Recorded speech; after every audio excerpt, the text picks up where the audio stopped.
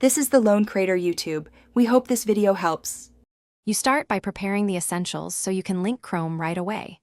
You must open your project in Vscode and confirm Chrome is installed.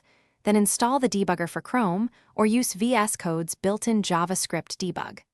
Once done, open the debug view, click Create a Launch.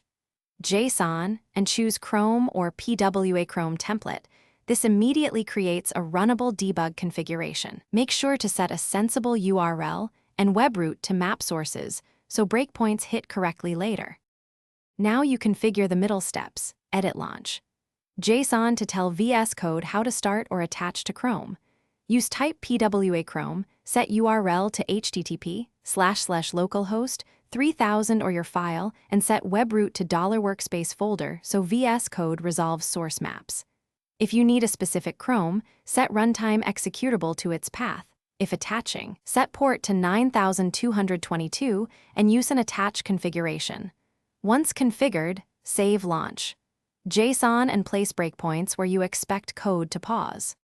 Final steps: start your dev server, then run the Chrome launch or attach configuration from Vscode's debug panel.